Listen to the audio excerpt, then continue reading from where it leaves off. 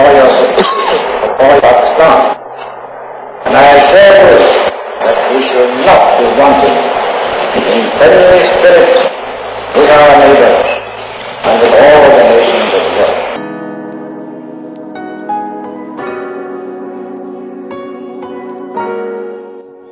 Assalamualaikum warahmatullahi wabarakatuh. Halo teman-teman semua, bagaimana kabar kalian? Semoga baik-baik saja ya. Nah, pada kesempatan kali ini, kami dari kelompok 2 yang beranggotakan Hasnan Rifki Nurmawan dan Muhammad Falikul Isbah akan menjelaskan mengenai Islam dan demokrasi di Pakistan. Nah, bagaimana penjelasannya? Mari kita ikuti video berikut ini.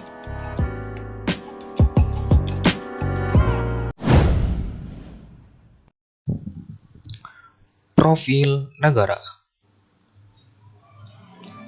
Pakistan adalah sebuah negara yang terletak di benua Asia, tepatnya di benua Asia bagian selatan atau Asia Selatan.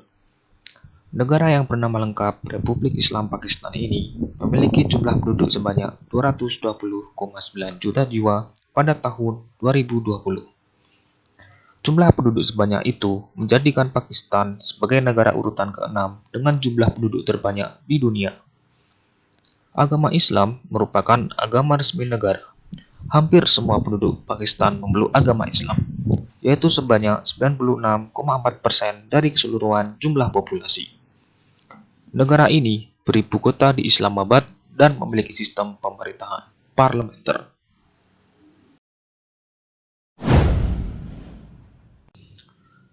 Secara geografi, Pakistan berbatasan dengan Iran di bagian barat, Afghanistan di barat laut, India di bagian tenggara, Kashmir di timur laut, dan Laut Arab di bagian selatan.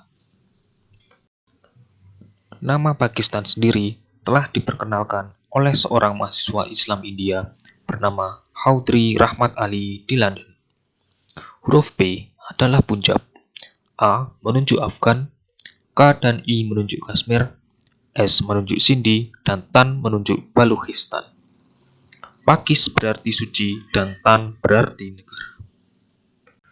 Pada awalnya, Pakistan merupakan bagian dari India yang mengalami penjajahan dari Inggris. Setelah berakhirnya kekuasaan Inggris di India dan India menjadi sebuah negara berdaulat dan merdeka, maka sistem pemerintahan diatur berdasarkan konstitusi yang berlaku pada negara itu. Dalam perkembangannya, terjadi benturan kepentingan serta perbedaan etnis dan agama, menyebabkan pertikaian internal yang berkepanjangan antara penduduk yang beragama Islam dan Hindu-Buddha. Maka terjadilah pertumpahan darah yang sulit untuk dihindari oleh kedua kelompok. Benturan kepentingan serta perbedaan tersebut kemudian menjadi embrio bagi lahirnya negara Pakistan yang berdaulat. Dalam perjuangan ini, berperan tokoh-tokoh, di antaranya Syed Ahmad Khan yang mencetuskan gagasan komunalisme, yakni sebuah gagasan yang memandang bahwa umat Islam perlu membentuk suatu kelompok yang berdiri sendiri. Ide ini muncul berdasarkan pengamatannya bahwa di India ada 3 kekuatan sosial, yaitu umat Islam sebagai minoritas, Hindu sebagai mayoritas, dan Inggris mempunyai kekuasaan politik dan ilmu pengetahuan. Umat Islam dan umat Hindu mewakili 2 budaya dan cara hidup yang berbeda. Umat Islam tidak mau menjadi masyarakat minoritas di negara India yang mayoritas orang Hindu. Oleh sebab itu, golongan Islam melalui organisasinya, yaitu Liga Muslimin, di bawah kepemimpinan Muhammad Ali Jinnah, menuntut pemisahan diri dari India dan membentuk negara Islam yang berdiri sendiri.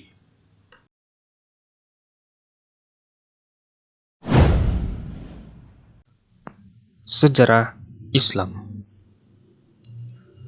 Menurut ensiklopedia Islam, disebutkan bahwa kaum muslim di masa pemerintahan dinasti Umayyah melakukan ekspansi ke Pakistan melalui daerah Sindhi, yaitu ketika Raja Al-Walid I mengutus Jenderal Muhammad bin Qasim untuk menaklukkan wilayah itu. Daerah tersebut pada mulanya diperintah oleh keluarga Brahmana dan agama rakyat umumnya adalah Buddha. Pembentukan pemukiman dan pemerintahan Islam sendiri terjadi saat orang-orang Ghaznawi mendirikan Lahore sebagai ibu kota pada tahun 1021 Masehi. Islamisasi yang sesungguhnya dilancarkan oleh Mahmud Ghaznawi yang merupakan penguasa daerah kecil Turki di Afghanistan pada akhir abad ke-10. Ghaznawi mendapatkan kesempatan melakukan ekspedisi dalam rangka Islamisasi di daratan India ketika kerajaan Samaniyah di Khurasan dan Transoksania runtuh. Mahmud Ghaznawi mengalahkan raja-raja Hindu dan Punjab pada tahun 1005. Kemudian pada tahun 1021, ia menaklukkan Kashmir dan menghancurkan Candi Somana. Sembari menaklukkan wilayah, dia dan pasukannya melakukan dakwah Islam, sehingga penduduk daerah ini secara berangsur-angsur menganut agama Islam. Kemudian pada abad ke-13, ekspansi Islam berlanjut dan mencapai puncaknya pada masa dinasti Mughal. Perkembangan politik negara Pakistan. Pemerintah Pakistan merupakan sebuah pemerintahan federal yang berdiri dan didirikan oleh Konstitusi Pakistan sebagai kepentingan atau otoritas pemerintahan yang terkonstitusi dari 4 provinsi. Konstitusi ini berakar dari sebuah republik demokrasi parlementer yang didirikan dan diproklamasikan secara konstitusional yang pada era ini seringkali disebut dengan Republik Islamis Pakistan. Sistem yang diberlakukan di negara ini berupa sistem Westminster yang mana diefektifkan demi kepentingan negara. Pakistan memiliki sistem pemerintahan yang terdiri dari 3 cabang utama, yakni eksekutif, legislatif, dan juga yudikatif. Dengan 3 macam sistem kewenangan ini dapat diartikan bahwa seluruh kekuatan terletak di bawah naungan konstitusi, parlemen, perdana menteri, dan dewan tertinggi. Pasca memperoleh kemerdekaan, Pakistan mengalami beberapa keadaan politik dan pemerintahan, seperti yang pertama, jalan pemerintahan Pakistan pernah diwarnai oleh keterlibatan militer serta kelompok etnis di dalamnya. Yang kedua, adanya otoritarianisme yang kekuatan eksekutifnya lebih mendominasi dan melibatkan darurat militer, sehingga menimbulkan perpecahan yang seringkali menjadi isu di negara ini. Yang ketiga, adanya krisis pemerintahan yang disebabkan oleh krisis kepemimpinan nasional.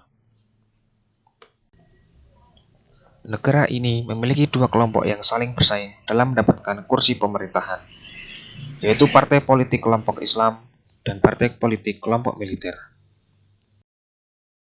Gagalnya pembangunan demokrasi yang ada di negara ini disebabkan oleh perebutan kekuasaan yang berkepanjangan yang dikendalikan oleh pihak militer. Berbicara tentang sistem politiknya, Pakistan memiliki 3 tingkat pemerintahan, yakni pusat, provinsi, dan lokal. Sedangkan seorang pemimpin negara atau presiden di negara ini dipilih secara tidak langsung atau melalui electoral college, yaitu melalui senat atau majelis nasional. Modernisasi dan demokratisasi negara Pakistan. Dinamika politik di Pakistan diwarnai oleh krisis pemerintahan dengan keterlibatan militer dan kelompok-kelompok etnis di dalamnya.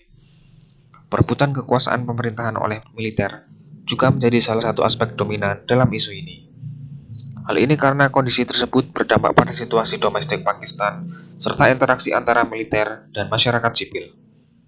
Selain itu, periode panjang kekuasaan militer yang diselingi oleh pemerintahan sipil terpilih yang tidak efektif menjadi pemicu gagalnya pengembangan demokrasi institusional. Keadaan ini mempengaruhi perubahan arah ideologi negara karena mengikuti kebijakan pemimpin dengan prinsip yang berbeda-beda. Walaupun demikian, Pakistan sudah mulai mengalami situasi yang ideal pasca 2007, di mana kekuatan politik militer semakin berkurang. Hal ini disebabkan oleh demonstrasi ribuan orang di Karachi pada tanggal 12 Mei 2007 yang menentang Presiden Musharraf karena telah menyalahi undang-undang Pakistan dengan memecat Ketua Mahkamah Agung dan memberlakukan keadaan darurat atas kepentingannya sendiri. Itu sebabnya peran politik militer semakin surut. Meskipun tetap saja militer masih mendominasi kebijakan keamanan nasional dan mempengaruhi urusan luar negeri. Namun setidaknya ini dapat memberikan ruang politik bagi pemerintah sipil terpilih untuk memperkuat lembaga-lembaga demokrasi. Inilah sebabnya supremasi militer versus sipil memang menjadi masalah besar yang harus diselesaikan agar demokrasi di Pakistan dapat berkelanjutan. Tantangan dan harapan untuk negara Pakistan. Yang pertama, ekstremisme.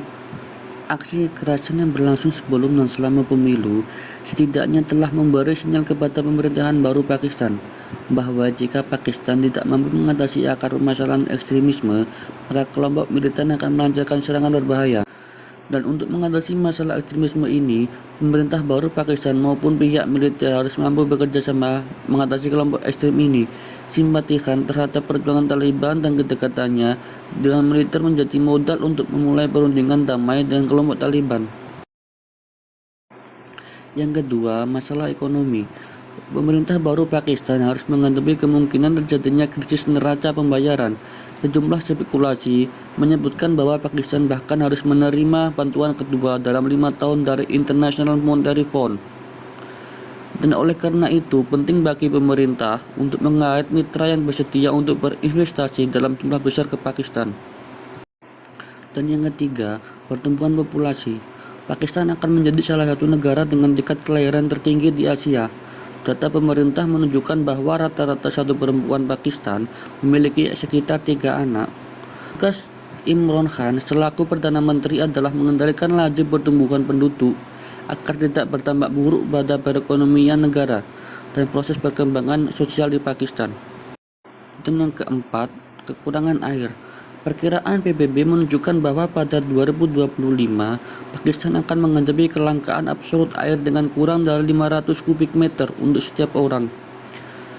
Pemerintah Imran Khan harus mempunyai inisiatif untuk membangun infrastruktur yang memadai dengan memperbaiki infrastruktur yang dapat menunjang kinerja perekonomian Pakistan di sektor ini. Yang kelima, hubungan sipil militer. Hampir setengah sejarah Pakistan selama 71 tahun merdeka berada di bawah kendali militer. Ketidakseimbangan kekuatan antara pemerintah sipil dan militer menjadi penghalang perkembangan demokrasi di negara ini sejak lama. Untuk itu, untuk menjawab kecurigaan itu, pemerintah Pakistan harus mampu menjaga netralitas pemerintahannya dan intervensi militer. Dan yang terakhir, keenam, politik luar negeri. Konflik antara Pakistan dengan negara tetangganya seperti India dan Afghanistan dalam beberapa waktu belakangan memang menurun tensinya. Namun, pemerintah harus tetap aktif dalam upaya memperbaiki hubungan antar negara supaya tidak ada lagi kekerasan yang perlu dilakukan dan memakan korban. Itulah beberapa informasi mengenai Islam dan demokrasi di Pakistan. Semoga dapat bermanfaat dan dapat menambah kesalah ilmu teman-teman sekalian. Sekian dari kami, kurang lebihnya mohon maaf. Assalamualaikum warahmatullahi wabarakatuh.